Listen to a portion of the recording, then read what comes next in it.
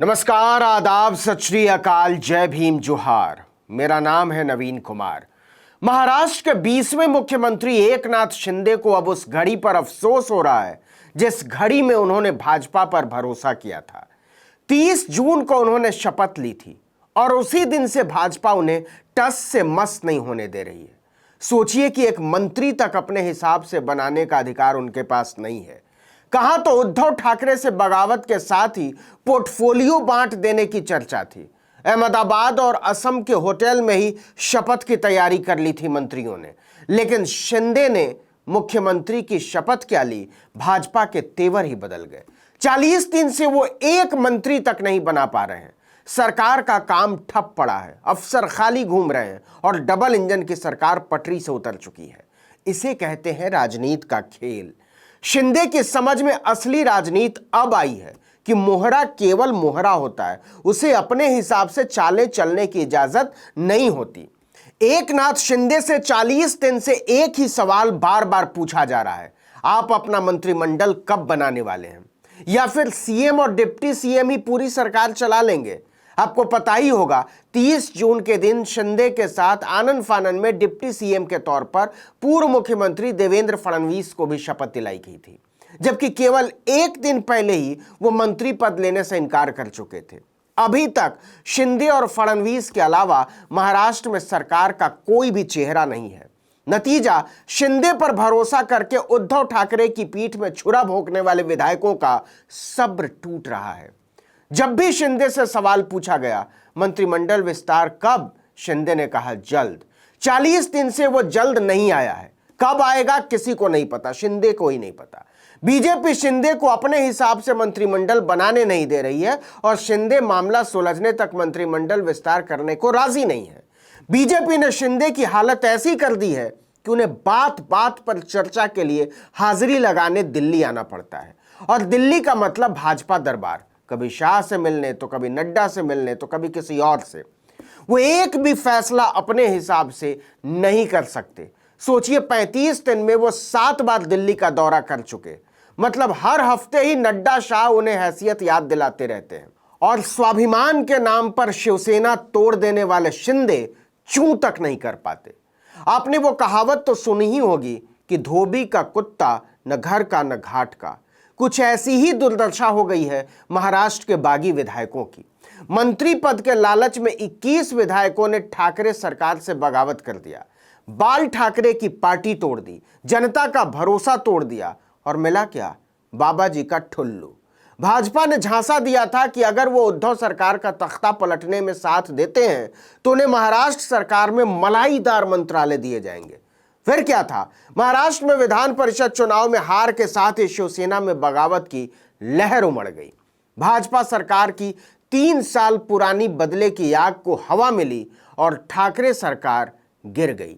यहां 3 साल पुरानी से मुराद है 2019 का विधानसभा चुनाव, जब बीजेपी और शिवसेना ने मिलकर चुनाव लड़ा था। लेकिन सत्ता के लिए दोनों ही दलों की राहें जुदा हो गई थीं। उद्धव ने मुख्यमंत्री पद बीजेपी को देने से इनकार कर दिया था और जब बीजेपी इस पर रजामंद नहीं हुई तो शिवसेना ने बीजेपी के साथ गठबंधन तोड़कर अपने विरोधी विचारधारा वाले दलों कांग्रेस और एनसीपी के साथ मिलकर सरकार बना ली। तभी से बीजेपी उद्धव सरकार को पलटने की योजना पर काम कर रही थी और उसकी योजना परवान चढ़ी तब जब एकनाथ शिंदे उसकी कठपुतली बनने को तैयार हो गए। लेकिन शिंदे भूल गए थे कि कठपुतली मदारी नहीं बन सकती। भाजपा ने वादे के अनुसार एकनाथ शिंदे को मुख्यमंत्री तो बना दिया, लेकिन शिंदे अपने वादे के अनुसार बागी विधायकों को मंत्री नहीं बना पा रहे हैं। जी हां, 1 महीने से ज्यादा हो चुका है एकनाथ शिंदे को मुख्यमंत्री पद की शपथ लिए हुए, पर अभी तक कैबिनेट विस्तार की कोई सुन गुन नहीं है। न्यू इंडियन एक्सप्रेस की एक रिपोर्ट के अनुसार उद्धव ठाकरे की सरकार गिराने के लिए जब भाजपा ने शिंदे के साथ हाथ मिलाया था तो पार्टी के शीर्ष नेतृत्व ने उनसे 2 वादे किए थे। एक तो यह था कि उन्हें मुख्यमंत्री बनाया जाएगा और दूसरा यह कि उनके खेमे को नई सरकार में 2/3 मंत्री पद दिए जाएंगे। इसी वादे पर शिंदे ने अधिकांश बागी विधायकों को नई सरकार में कैबिनेट मंत्री या कम से कम जूनियर मंत्री बनाने का वादा कर दिया। भाजपा ने शिंदे को मुख्यमंत्री बनाकर अपना पहला वादा तो पूरा कर दिया, लेकिन उनके वफादारों को 2/3 मंत्री पद देने पर पैर पीछे खींच लिए। सूत्रों के मुताबिक बीजेपी न तो शिंदे के हिसाब से विभागों का बंटवारा करने को तैयार है और न ही मंत्रियों के नाम तय करने को। कहा जा रहा है कि इस वजह से शिंदे भाजपा से बेहद खफा भी चल रहे हैं। भाजपा ने बागी विधायकों को टोपी पहना दिया है और बेचारे एकनाथ शिंदे बुरी तरह से फंस गए हैं। जिस वादे पर वो विधायकों को लेकर आए थे, वो वादा टूटता दिख रहा है। विधायक अब अपनी वफादारी का इनाम चाहते हैं, लेकिन उन्हें अब महसूस हो रहा है कि उन्हें दगाबाजी की सजा दी जा रही है।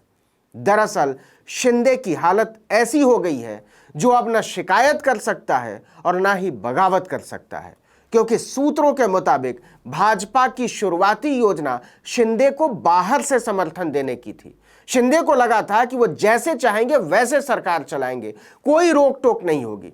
इसी योजना के तहत देवेंद्र फडणवीस ने बाकायदा ऐलान कर दिया कि वो सरकार का हिस्सा नहीं होंगे, लेकिन भाजपा के शीर्ष नेतृत्व ने आखिरी समय में अपनी योजना बदल दी। बिना शिंदे से विचार विमर्श किए हुए देवेंद्र फडणवीस को उप मुख्यमंत्री के तौर पर शपथ लेने के लिए कहा गया। यह शिंदे पर भाजपा की पहली चोट थी। वो किसी भी सूरत में शिंदे को यह एहसास नहीं होने देना चाहती थी कि वो स्वतंत्र हैं।